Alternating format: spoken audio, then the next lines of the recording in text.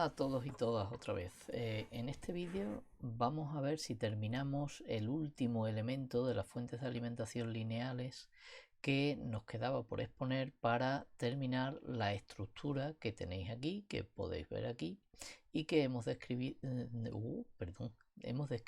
en vídeos anteriores.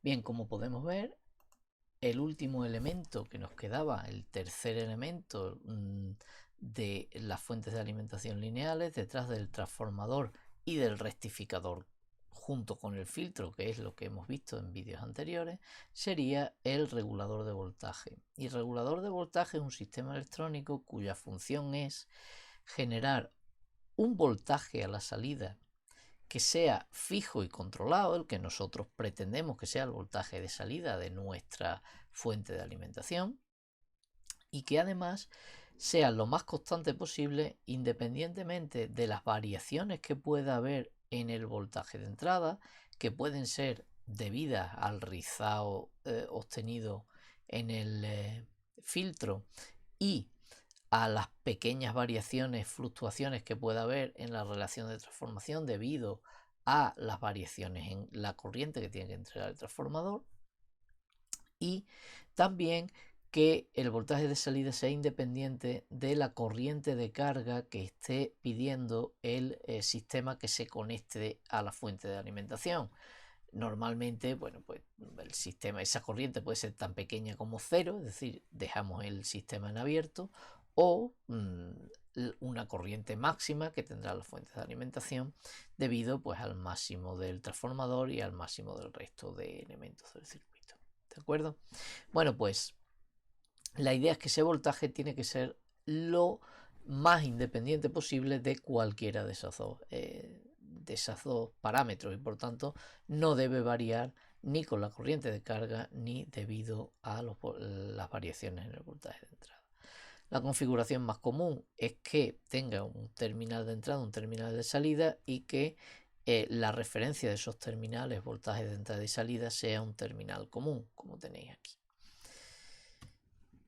Para poder describir el rendimiento de los reguladores se definen un par de parámetros que son muy típicos, que se conocen como regulación de línea y regulación de carga. La regulación de línea lo que nos viene a decir es cuánto varía el voltaje de salida cuando hay variaciones en el voltaje de entrada. Por eso veis que se define como el cociente de ambas, la variación en el voltaje de salida que resulta a consecuencia de un cambio delta dVi en el voltaje de entrada.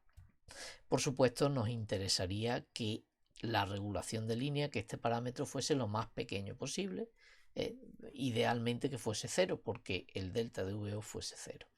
Y la regulación de carga nos da una medida de cómo el regulador es capaz de mantener la salida constante frente a variaciones en la corriente de carga, y se suele definir como pues la variación en el voltaje de salida cuando se produce una variación en la corriente de carga delta de I sub L, y es el cociente de las dos.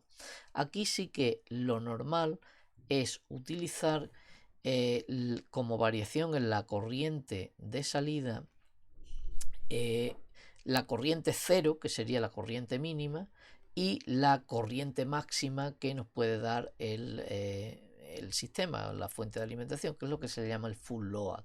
Por tanto, aquí el delta de VO suele ser el voltaje de salida a plena carga menos el voltaje de salida sin carga, y partido todo por la corriente a plena carga, es decir, la corriente máxima.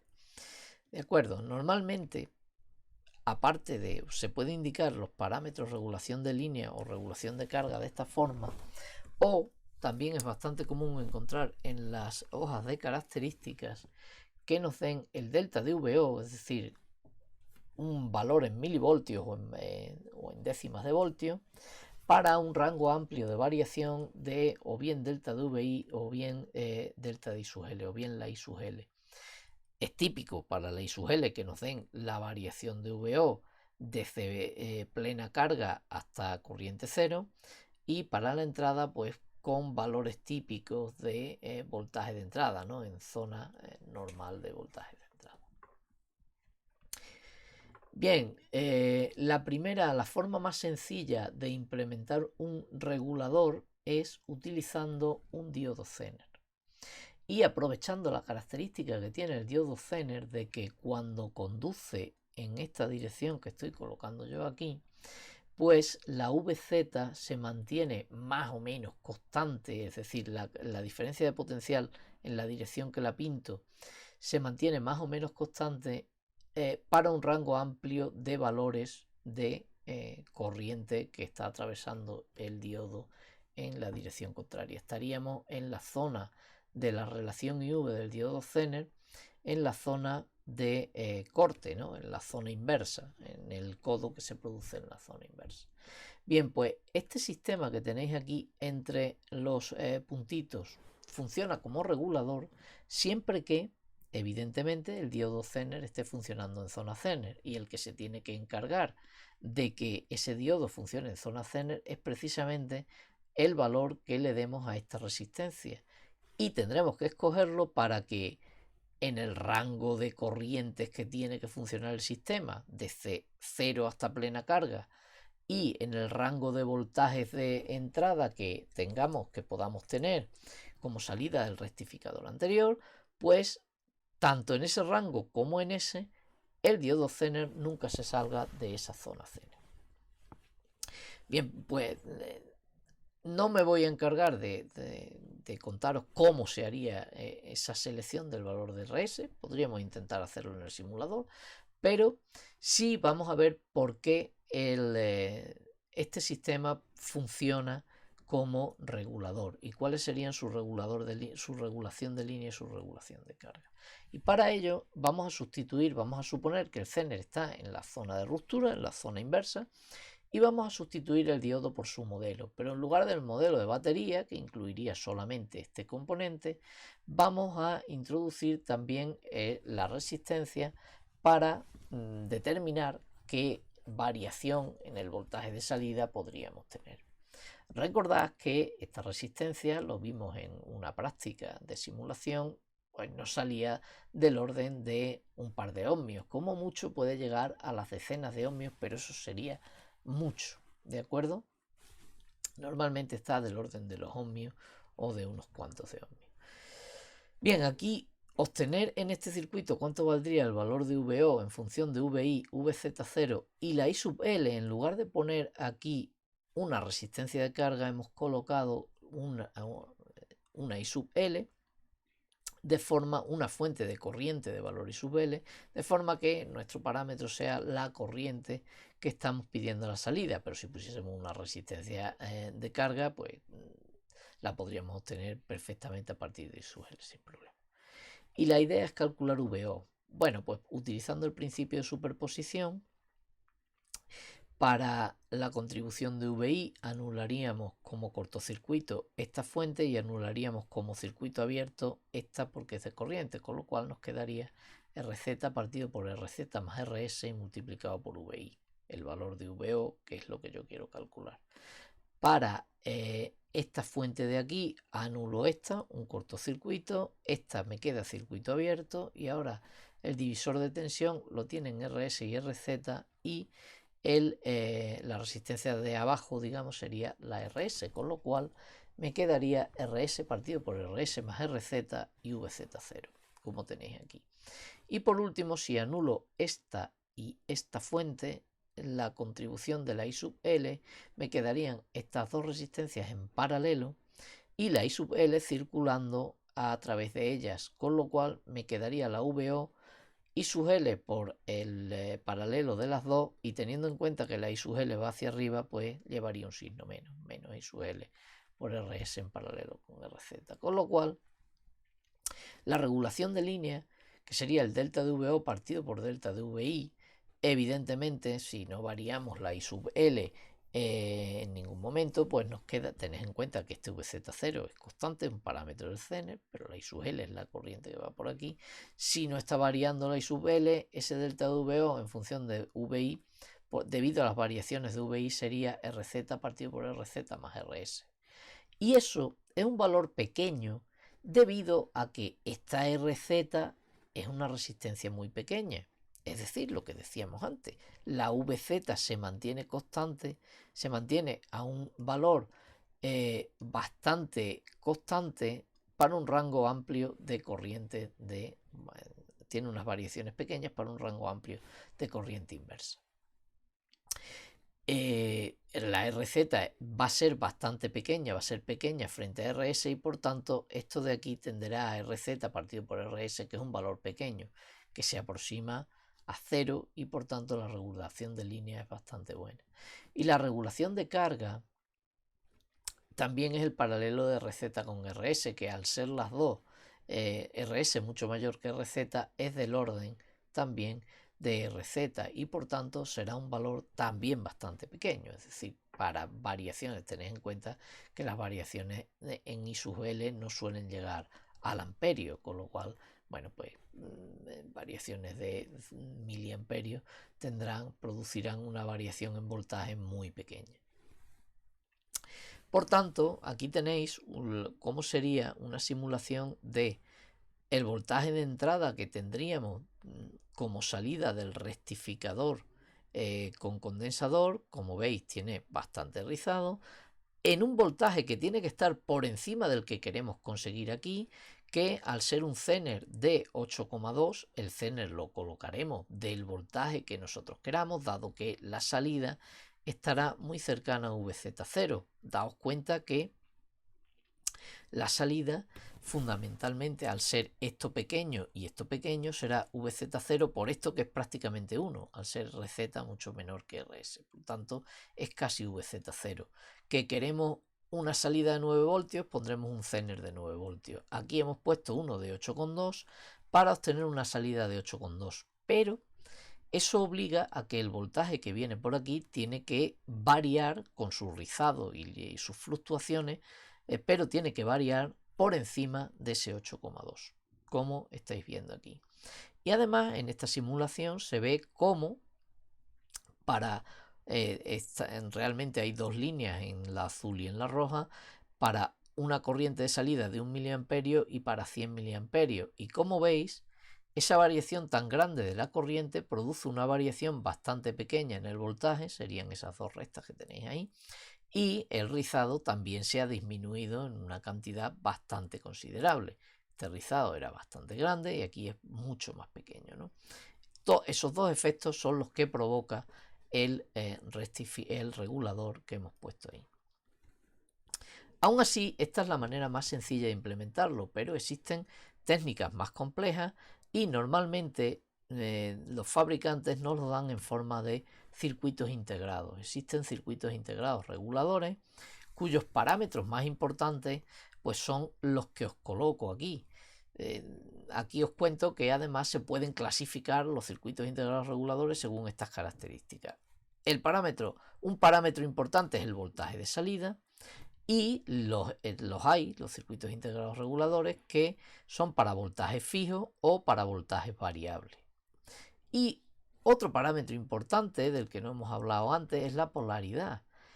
Normalmente, tanto en la fuente de alimentación como en el regulador, hemos supuesto que el voltaje de salida es un voltaje positivo, es decir, que y que el voltaje de entrada viene positivo, que el voltaje respecto a la referencia y el de salida que quiero generar respecto a la referencia siempre son voltajes mayores, pero podría ser que quisiésemos voltajes menores que la referencia para generar fuentes de menos 12 voltios, menos 9 voltios.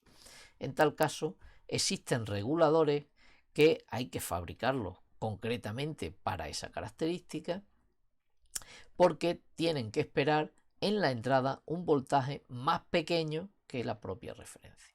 Existen circuitos integrados diseñados específicamente para generar voltajes negativos, que son el LM79XX, la serie 79XX, donde XX indicaría el voltaje 0,5, 0,9, 12, 15 y los que generan voltajes positivos son la serie 78XX.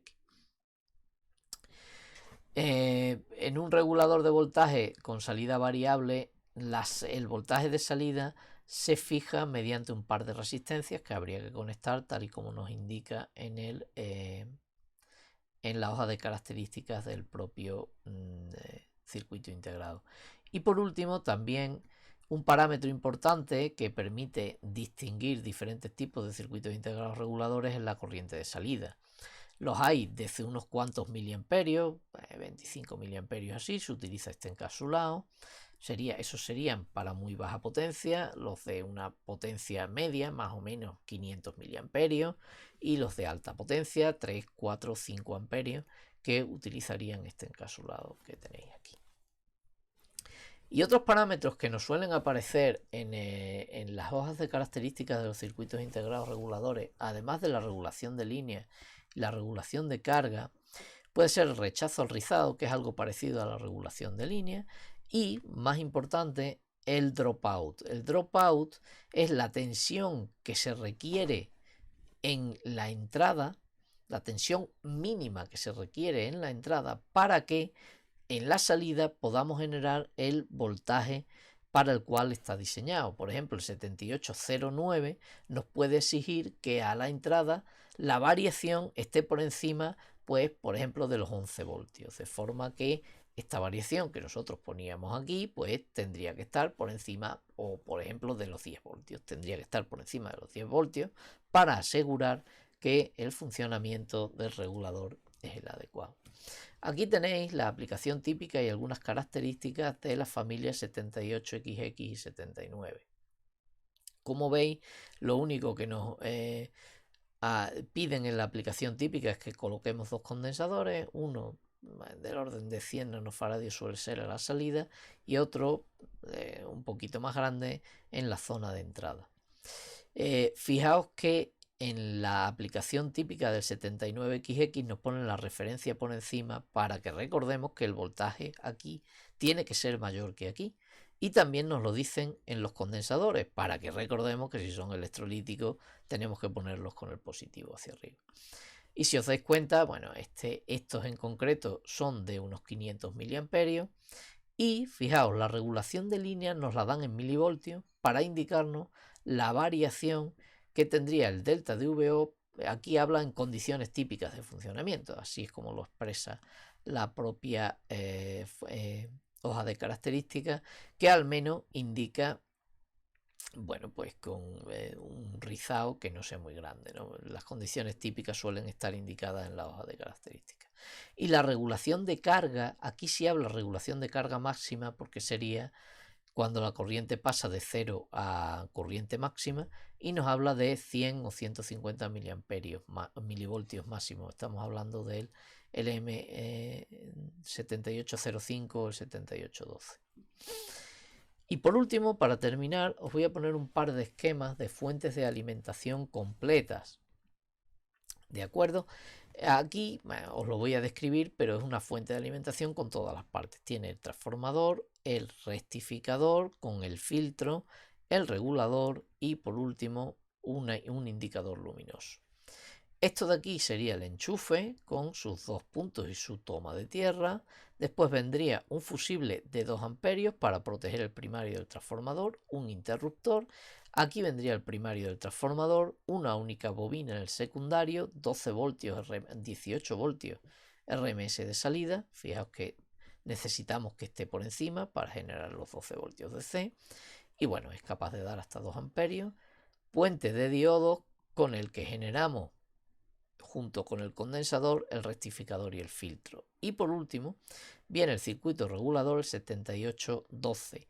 No hemos colocado aquí el condensador de entrada porque iría en paralelo con este, se podría asumir ahí. Sí hemos colocado el condensador a la salida de 100 nanofaradios. Y por último tendríamos una resistencia para limitar la corriente por el LED. Si aquí hay 12 voltios, evidentemente el LED se estaría iluminando. Aquí tenéis un esquema bastante más complejo de una doble fuente de alimentación de más menos 12 voltios. Fijaos que genera 12 voltios y menos 12 respecto a una referencia común y más menos 5 voltios.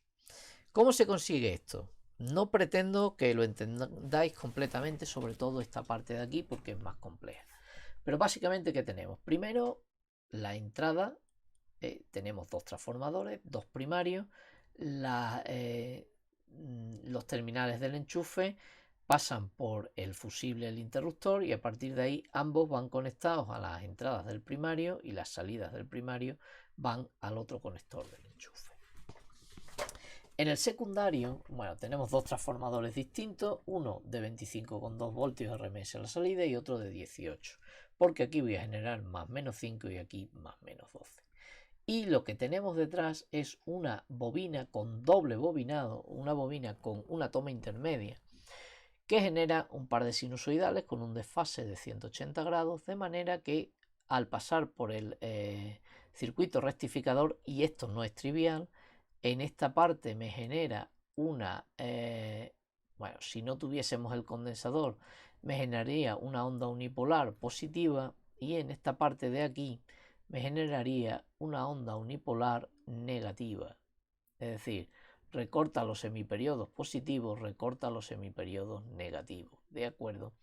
De manera que después al aplicar el condensador, pues se me quedaría la señal de esta forma, ¿no? Es decir, estaría variando por arriba y aquí estaría variando por abajo, ¿de acuerdo? Y aquí lo he hecho mal porque sería así, ¿no? Y de aquí iría hacia abajo. Bueno, más o menos con un rizado negativo. De forma que al aplicar los condensadores, fijaos en la polaridad de los electrolíticos, este sería el condensador de filtro, este es el de la entrada a los reguladores. Después tendríamos un regulador de más 12 y un regulador de menos 12 que haría ya que aquí la tensión fuese 12 voltios negativos regulada y aquí más 12. ¿De acuerdo? Y en la parte de más 5 pues tendríamos lo mismo. Y con esto pues habríamos terminado la parte de fuentes de alimentación lineales. Ya os dije que existen otros tipos de fuentes de alimentación, las fuentes de alimentación conmutadas, pero bueno, se nos escapan al objetivo de este curso. En el siguiente vídeo veremos otros sistemas electrónicos analógicos, en particular los generadores de señal. ¿De acuerdo? A estudiar.